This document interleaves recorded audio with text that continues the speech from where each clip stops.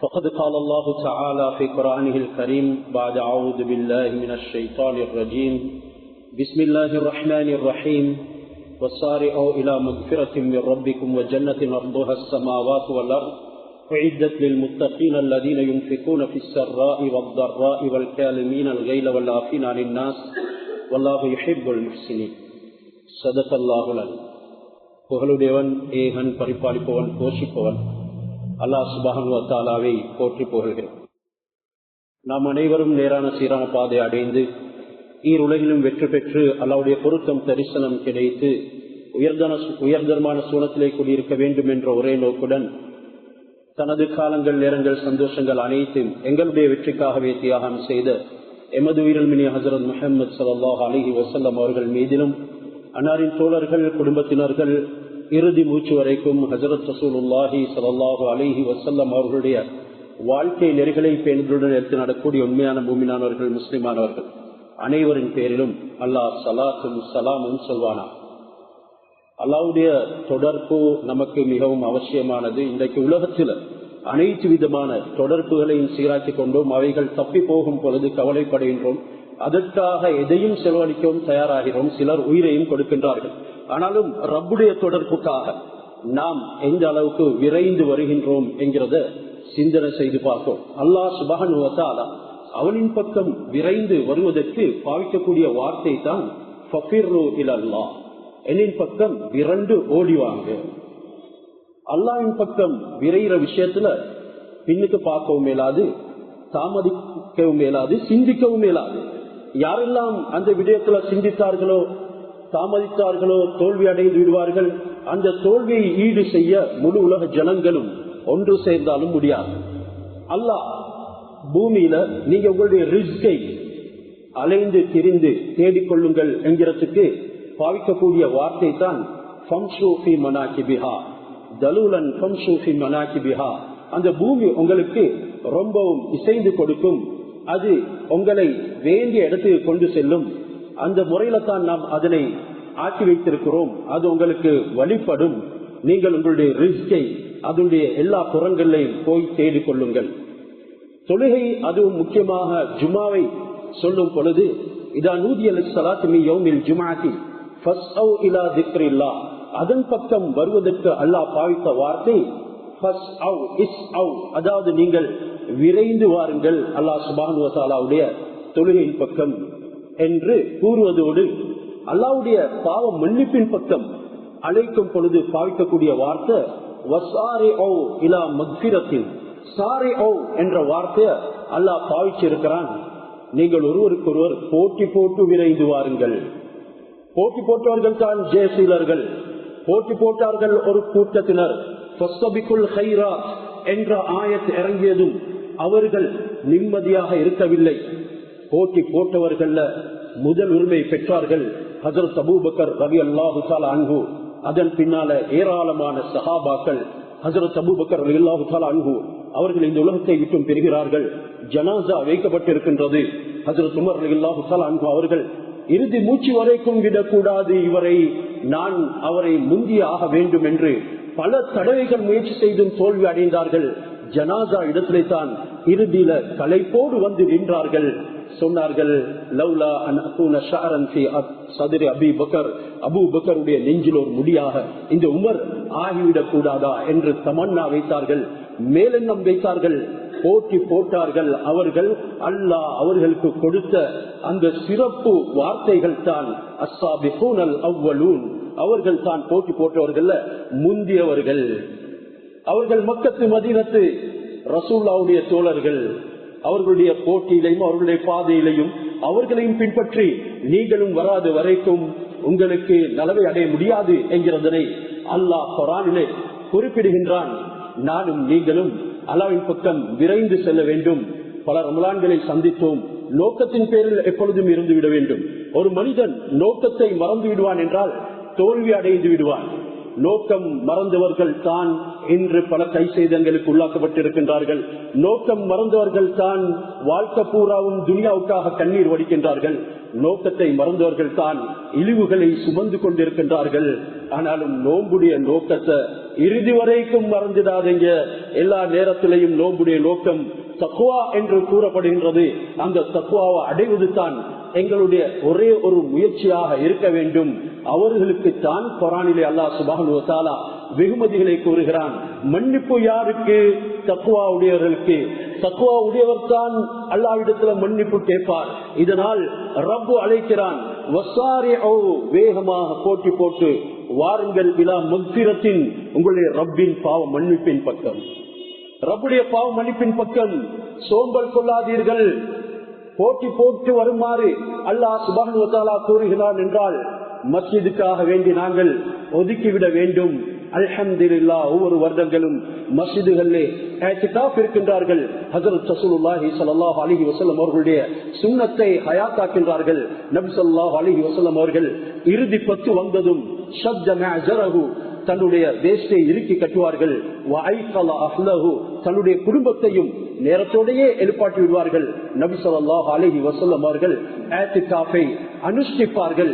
வேகமாக தான தர்மங்கள் கூட செய்வார்கள். பல ரசூலுல்லாஹி ஸல்லல்லாஹு அலைஹி வஸல்லம் அஜ்வது மினர் ரீஹில் முர்ஸலா, தொடர்ந்து வீசும் தென்றல் காற்றை விட, இன்னும் ஒரு ரிவாயத்தில் வேகமாக வீசும் காற்றை விட ஹஜ்ரத் ரசூலுல்லாஹி ஸல்லல்லாஹு அலைஹி வஸல்லம் அவர்கள் கொடை கொடுப்பதில் தீவிரமாக இருந்தார்கள். அல்லாஹ்வுடைய தூதர் எப்பவும் தன்னுடைய கரத்தை ஏழைகளுக்கு விரித்தே இருப்பார்கள். யாரு கேட்டாலும் இல்லை என்று சொன்னது கிடையாது. அருமை நாயகம் ஸல்லல்லாஹு அலைஹி வஸல்லம் அவர்களை போல கொடை வள்ளல் இந்த உலகத்திலே யாரும் இல்லை என்றாலும் ரமலானில் அல்லாஹ்வுடைய தூதருக்கு உதாரணம் கூறப்பட்டிருக்குது. அஜ்வத், அஜ்வத் என்று இன்றைக்கு எங்களுக்கும் பேர் இருக்குது. அஜ்வத் என்றா மாபெரும் கொடை வள்ளல் என்றாலும் கூட அவருடைய தஹஜ்ஜுத், அவருடைய திலாவத் மற்றும் உண்டான ஆமால்கள் எல்லாம் மிகைத்து கிடைக்கும். ஒரு ஏழைக்கு கரத்துல ஒரு 10 ரூபாவை, ஒரு 100 ரூபாவை வைப்பதற்கு கஞ்சத்தனம் படுவார் என்றால் இவருடைய அமல்கள் கூட கபூல் இல்லை. ஏனெனில் கஞ்சம் அல்லாஹ்வுடைய பகைவன், உலோபி அல்லாஹ்வுடைய பகைவன். இவைகள் எல்லாம் பாவங்கள். இதனால் நீங்க பாவம் என்று சிந்திக்காத ஒரு பக்கமும் இருக்கிறது. நீங்க நினைக்கக்கூடிய பாவம் ஒரு பெண்ணோட தகாத உறவு கொள்வது, நீங்க நினைக்கக்கூடிய பாவம் வட்டி வியாபாரம் செய்வது, நீங்க நினைக்கக்கூடிய பாவம் மற்றொன்றை பொருளை திருடுறது. இது மட்டுமல்ல பாவம். இதை போன்ற விடயங்களில் நீங்கள் அவசரப்படாமல் சோம்பல் கொள்வதும், அசத்தை காட்டுவதும், பொடுப்போக்குத்தனம் செய்வதும் பாவம். இதனால் வஸாரிஉ, வேகமாக வாருங்கள், இலா மக்ஃபிரத்தின், ரப்புடைய பாவ மன்னிப்பின் பக்கம். அந்த பாவ மன்னிப்புக்கு பிறகடியில அல்லாஹ் வழங்கக்கூடிய வெகுமதி தான் வஜன்னத்தின், ஒரு சொர்க்கத்தின் பக்கமும் வாருங்கள். பாவம் மன்னிப்புக்கு அது கலப்பற்ற நிலைமையில் இருக்கும் பொழுது உங்களுக்கு கொடுக்கப்படக்கூடிய வெகுமதி சொர்க்கம் என்று சொல்லிவிட்டு அந்த சொர்க்கத்தினுடைய வர்ணனையும் அல்லாஹ் சித்தரிக்கின்றான். அது வானங்கள் பூமிகளை போன்று விசாலமானது. உங்களுக்கு உவமை கூறினால் விளங்க மாட்டாது என்கிறதுக்காக வேண்டித்தான் சொர்க்கத்தின் உடைய உவமையை வானங்கள் பூமிக்கு ஒப்பாக்கப்பட்டிருக்கின்றது. அப்படி இல்லாத பட்சத்தில் அதை விடவும் அது விசாலமானது தான் நீங்க விளங்கிக் கொள்ள வேண்டும் என்கிறதுக்காக அல்லாஹ் வானங்கள் பூமிகள் அனைத்தை விடவும் விசாலமான சொர்க்கத்தின் பக்கம் வாருங்கள். அது யாருக்கு? அது யாருக்கு? நீங்க வெறுமனே கனவு கண்டு கொண்டு அல்லாஹ் என்ன மன்னிப்பான் என்று சொல்லி ஏமாந்து விடாதீங்க.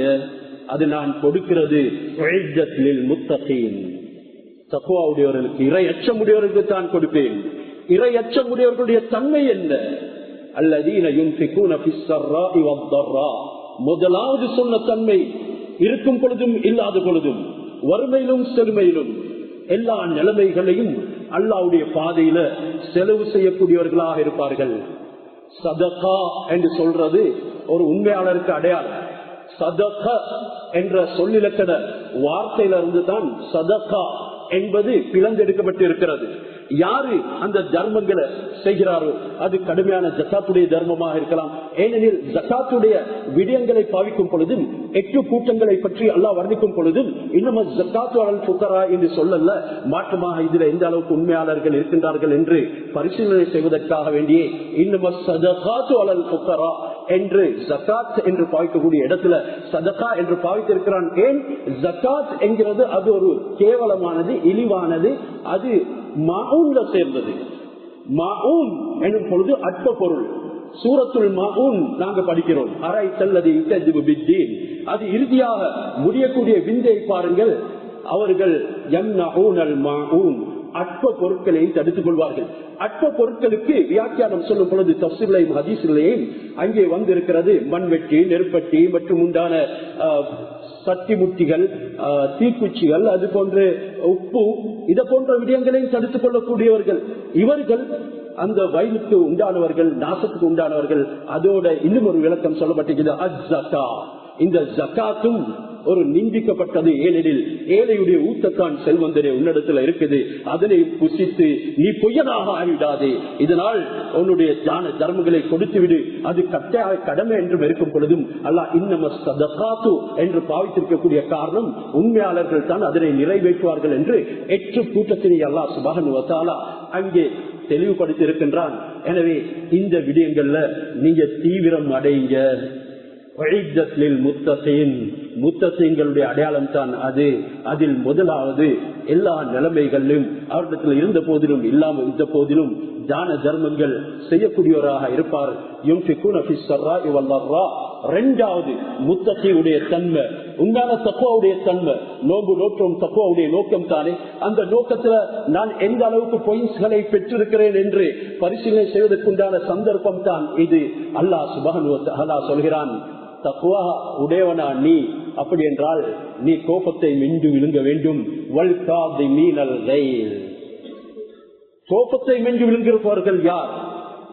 ஹஜ்ரத் ஸைனுல் ஆபிதீன் ரஹ்மத்துல்லாஹி அலைஹி, ஹஜ்ரத் ஹுசைன் ரலியல்லாஹு தஆலா அன்ஹு அவர்களுடைய பேரன் என்று நினைக்கின்றேன். ஹஜ்ரத் ரசூலுல்லாஹுடைய குடும்பத்தை சேர்ந்தவர்கள், சையதுகள். அவர்கள் துனியாவிலும் தலைவர்கள், ஆகிராவிலும் தலைவர்கள். அடிமை பெண் கெண்டிலே தண்ணீரை ஊற்றிக் கொண்டிருக்கிறார். அவருக்கு உரு செய்வதற்காக வேண்டி கை தவறி அந்த கெண்டி விழுந்து விட்டது. அது ரொம்ப பாரமானதாக இருந்தது, முத்துக்கள் பதியப்பட்டதாக இருந்தது. அங்கே இமாம் ஸைனுல் ஆபிதீன் அவர்களுடைய கன்னத்தில் ஒரு காயத்தை ஏற்படுத்திவிட்டது. கோபம் மேலிட்டதும் ஏறெடுத்து பார்த்தார்கள் சுழரும் கண்களுடன். அந்த பெண்மணி உடனே குர்ஆனுடைய ஆயத்தை ஓதினாள். கோபத்தை மென்று விழுங்குபவர்கள். உடனே ரப்புடைய குர்ஆன் முன்வைக்கப்பட்டதும் அமல் செய்கின்றார்கள். பெண்ணே, நான் என்னுடைய கோபத்தை வென்று விழுங்கிவிட்டேன். மக்களை மன்னிக்கக்கூடியவர். அடுத்து வரக்கூடிய ஓடர்களை அவள் ஓதிக்கொண்டே போகிறாள். நிச்சயமாக நான் உன்னை தண்டிக்க மாட்டேன், மன்னித்து விட்டேன். வல்லாஹு யுஹிப்புல் முஹ்சினீன். ஆயத்தை முடிக்கிறாள். அல்லாஹ் நலுபகாரம் செய்யக்கூடியவர்களை நேசிக்கின்றான், நான் உன்னை விடுதலை செய்து விட்டேன். இதுதான் முத்தகீனுடைய தன்மை. கோபத்தை மென்று விழுங்க வேண்டும் நாம். என்று பேதை மனைவியை கோபம் வரும் பொழுது அடிப்பவன், கொஞ்சம் சாப்பாடுல குறைவு ஏற்படும் பொழுது திட்டுபவன், தன்னுடைய முகத்தை சுளிப்பவன், இவன் தக்குவாதாரியா? அல்லாஹ் தக்குவாவுக்கு உதாரணம் கூறுகின்றான். சிலருடன் கதைக்க முடியாது, சிலர் மற்றவர்களுடன் கதைத்தாலே தூசணம் தான் பேசுவார்கள். அந்த அளவுக்கு சில கேரக்டர்ஸ் நம்முடைய சமூகத்துல இருந்து கொண்டு தான் இருக்கின்றது. இவர்கள் எல்லாமே அல்லாஹ்வுடைய மக்ஃபிரத்தை விட்டும் தூரமானவர்கள். அக்லாக்குகளை சீரான முறையில அமைத்துக் கொள்ளுங்கள். இல்ல நீங்க இரையச்சம் உள்ளவர்கள் என்று வர்ணிக்கப்பட மாட்டீர்கள். இரையச்சம் உள்ளவர்களுடைய இரண்டாவது தன்மையை தொடர் ஆயத்தில் அல்லாஹ் சுப்ஹானஹு வ தஆலா சொன்னது, அவர்கள் கோபத்தை மென்று விழுங்குவார்கள். ஹஜ்ரத் ரசூலுல்லாஹி ஸல்லல்லாஹு அலைஹி வஸல்லம் அவர்களிடத்துல ஒரு நபி தோழர் வந்து, ஃபௌசினி யா ரசூலல்லாஹ், நபியே எனக்கு உபதேசம் செய்யுங்க, வசியத் செய்யுங்க. நபி ஸல்லல்லாஹு அலைஹி வஸல்லம் அவர்கள் சொன்ன வார்த்தை லா தத்லப், கோபப்படாதே. அவர் மீண்டும் கேட்டார், எனக்கு உபதேசம் செய்யுங்க. ஒரே வார்த்தையில் ஹஜ்ரத் ரசூலுல்லாஹ் உபதேசத்தை நிறுத்தி விட்டாங்களே, இன்னும் பல விடயங்களை நான் பெற்றுக்கொள்ள வேண்டும் என்கிறதுக்காக அவர் கேள்வியை அதிகரித்துக் கொண்டே போனார். ஃபௌசினி, ஹஜ்ரத் ரசூலுல்லாஹ்வுடைய டோன் மாறல்ல, லா தத்லப் ஔசினி லா தத்லப். ஹஜ்ரத் ரசூலுல்லாஹ் சொல்லிக் கொண்டே இருந்த ஒரே வார்த்தை தான் கோபப்படாதே. அவ்வளவு கலபி ஜுனூன் வ ஆகிருஹு நதம். கோபத்துடைய ஆரம்பம் பைத்தியம், அதனுடைய இறுதி கைசேதம்.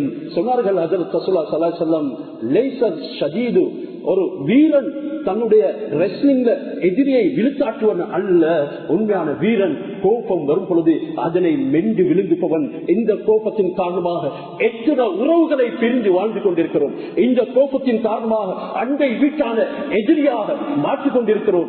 ஏன் பொறுமை இல்ல? அஸ்ஸௌமு ஜுன்னா, நோம்பு என்கிறது ஒரு கேடயம். அதுல சபுர் ஆகும் முக்கியமானது. இது சபுருடைய மாதம் என்றெல்லாம் பல தன்மைகளை நம்முடைய ஆத்மீக ரீதியாக வளர்த்துக் கொள்வதற்கு அருமை நாயகம் ஸல்லல்லாஹு அலைஹி வஸல்லம் அவர்கள் நோம்பின் ஊடாக நமக்கு காண்பித்து தந்தார்கள். ஆனால் அதுல எந்த அளவுக்கு பரிபூர்ணமாக இருக்கிறோம், அல்லது அதனை பெற்றுக் கொள்வதற்கு, அல்லது அதனை சிந்தனையை வைத்து அவ்வப்பொழுது செயல்படுறதுக்கு நானும் நீங்களும் எவ்வளவு முயற்சி செய்கிறோம் என்கிறத கொஞ்சம் சிந்தனை செய்து பாருங்கள். அடுத்து வல் ஆஃபீனா அனின் நாஸ் தொடர் ஆயத்தில் தக்வா உடையவருடைய, இறை அச்சம் உடையவருடைய உண்மையான அந்த தன்மை ஒன்று தான் மக்களை மன்னிப்பார்கள். ஆனா மன்னிக்க தயார் இல்லை.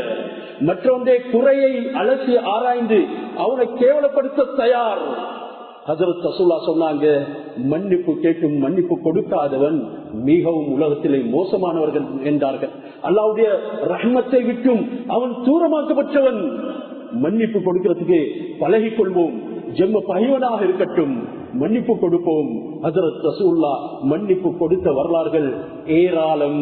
ஹஜ்ரத் ரசூலுல்லாஹ் முனாஃபிகீன்களை மன்னித்தார்கள். தன்னுடைய தலத்தை கொய்துவிட வருவர்களை மன்னித்தார்கள். ஹஜ்ரத் ரசூலுல்லாஹ் தனக்கு படுதூறு தன்னுடைய குடும்பத்துக்கு ஒரு நடத்தை கெட்டவள் என்று சொன்னவர்களை கூட மன்னித்தார்கள். இறுதியில பொது மன்னிப்பு கொடுத்தார்கள். ஃபத்ஹு மக்காவுடைய சந்தர்ப்பத்துல காபாவுக்கு முன்னால வந்து தன்னுடைய இரு கரங்களையும் அந்த காபத்துல்லாவுடைய கதவிலை வைத்து ஜனங்களை நோக்கி, இன்றைக்கு நான் உங்களுடன் எப்படி நடந்து கொள்ள போகின்றேன், இன்னக அகுன் கரீம் வப்னு அகின் கரீம், நீங்க கண்ணியமான ஒரு சகோதரர், கண்ணியமான சகோதரனுடைய மகன். சொன்னார்கள், என்னுடைய சகோதரர் ஹஜ்ரத் யூசுப் அலைஹிஸ்ஸலாம் எதை சொன்னாரோ அவருடைய சகோதரருடைய இதயத்துல நீங்க எல்லாரும் என்னுடைய சகோதரர்கள் தான். நான் சொல்கிறேன், இன்றைய நாள்ல உங்களுக்கு எந்த விதமான கவலையோ கை செய்தமோ பிரச்சனையோ துன்பமோ இல்ல, உங்களுக்கு பொது மன்னிப்பு கொடுத்து விட்டேன். ஜென்ம பகைவர்கள் கூட ஆஷிக்கே ரசூலாக, ரசூலை நேசிக்கக்கூடியவர்களாக ஆகியிருந்தார்கள் என்றால் மறுமை நாயகம் ஸல்லல்லாஹு அலைஹி வஸல்லம் அவர்களும் ஒரு மனிதன் தானே. அவருடைய உள்ளத்தில் ஏற்படுத்த அந்த வடு காயம், அதனுடைய வேதனை சொன்னார்கள். சில பேர்களை குறிப்பிட்டு, இவர்கள் கபாவுடைய திரையை பிடித்துக் கொண்டு அபயம் தேடினாலும் அவர்களுக்கு அமன் கொடுக்க வேண்டாம், பாதுகாவல் கொடுக்க வேண்டாம், கொன்று விடுங்கள். அதில் ஒருவர் தான் வஹ்ஷி, ஹஜ்ரத் ஹம்ஸா ரலியல்லாஹு தஆலா அன்ஹு அவர்களுடைய ஈரலை சப்பி துப்பியவன். ஹஜ்ரத் ரசூலுல்லாஹி ஸல்லல்லாஹு அலைஹி வஸல்லம் ஹம்ஸா ரலியல்லாஹு தஆலா அன்ஹு அவர்களை ஞாபகம் வரும் பொழுதெல்லாம் கண்ணீர் வடிப்பார்கள். அங்கே ஒரு மனைவிக்கு கணவன் மௌத்தா போனா 4 மாசம் 10 நாள் இதா அனுஷ்டிக்க வேண்டும்.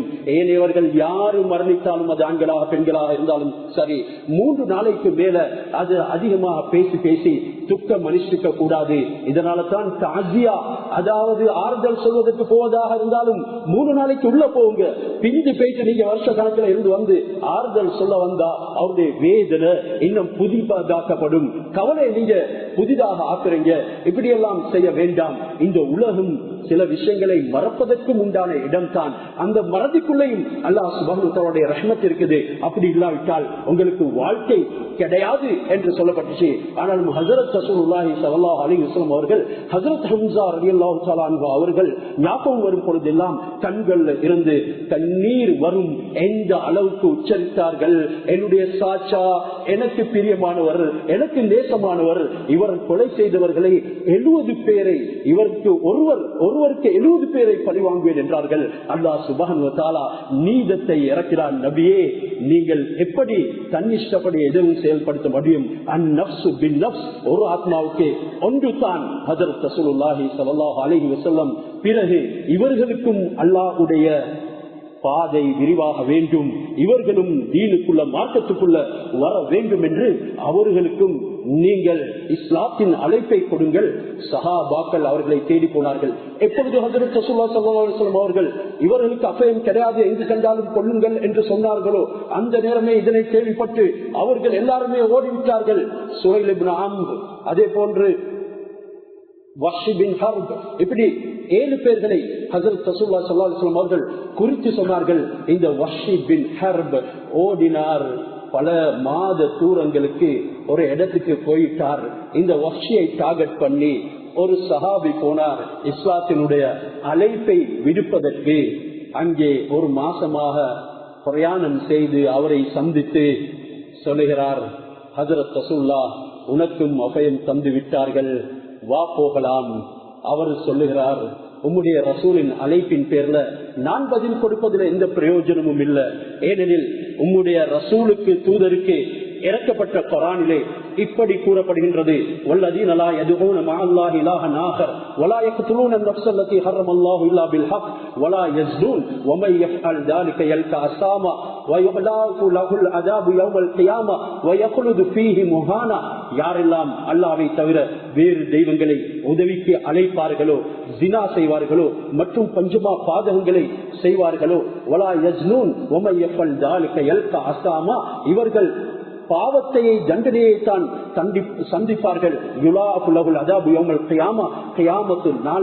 அவர்களுக்கு இரட்டிப்பான வேதனை கொடுக்கப்படும். அந்த நரகத்துல எப்பொழுது இழிவடைந்தவர்களாக அவர்கள் இருப்பார்கள் என்று உம்முடைய தூதர் ஓதுகிறார்.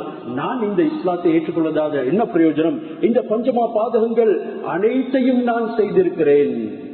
சஹாபிக்கு பதில் கொடுக்க முடியல. திரும்பி வந்தாரு.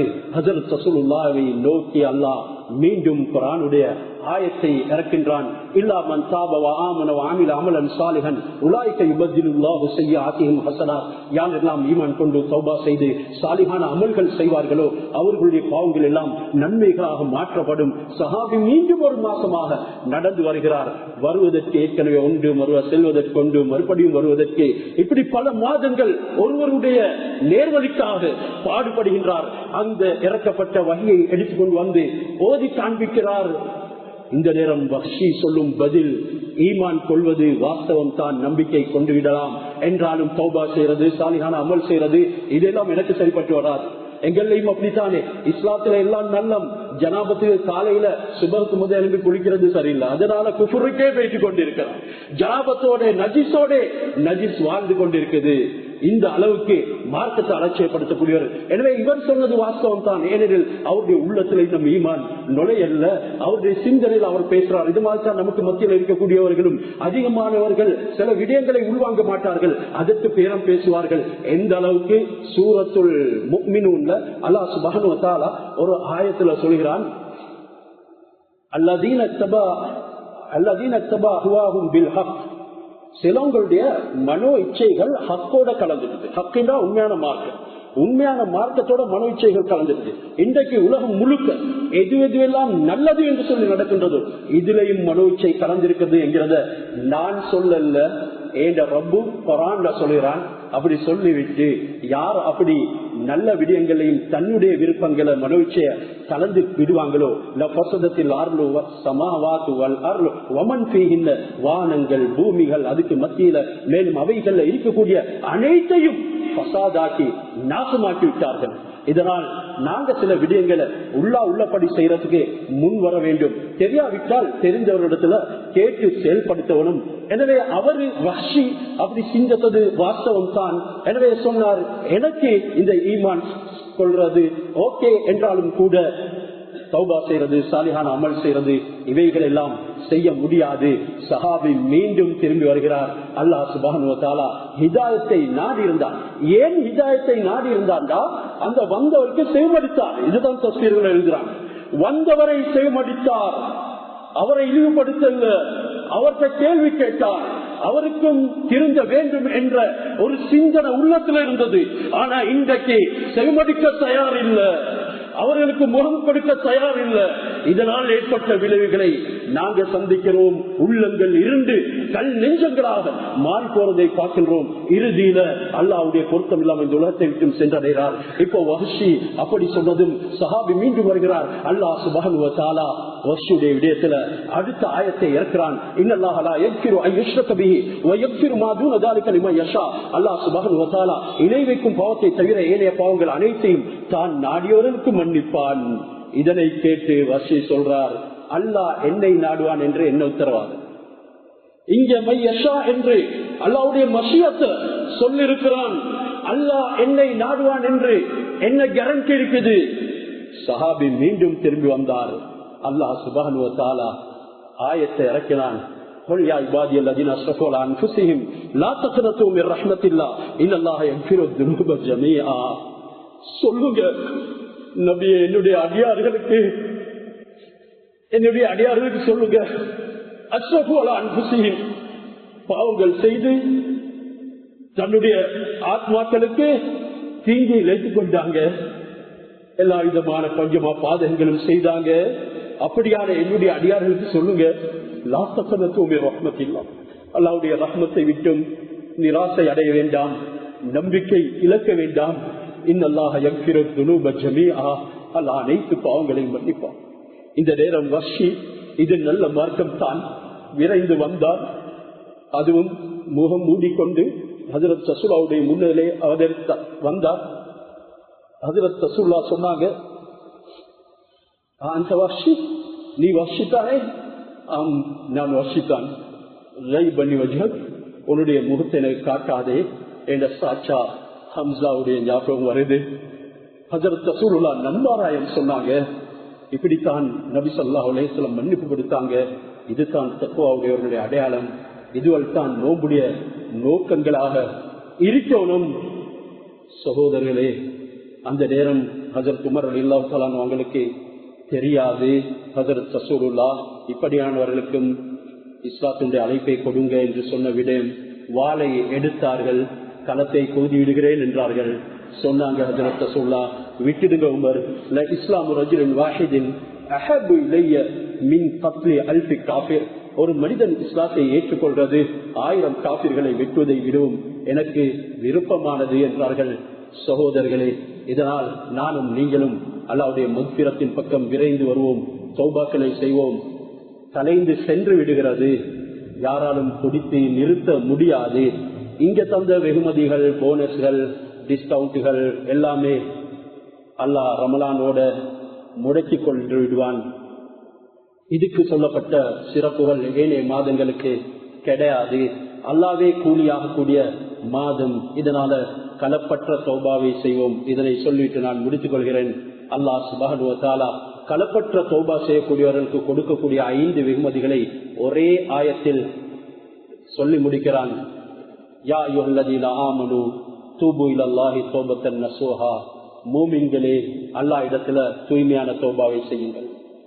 யாயுகள் முஜ்ரிபூன் என்று சொல்வது தான் வாஸ்தவம். பாவிகளே தௌபா செய்யுங்கள் தான் சொல்வோம்.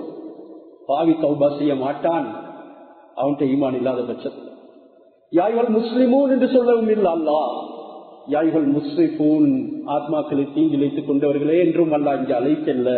மாற்றமாக இவங்க யாருமே தௌபா செய்ய மாட்டாங்க.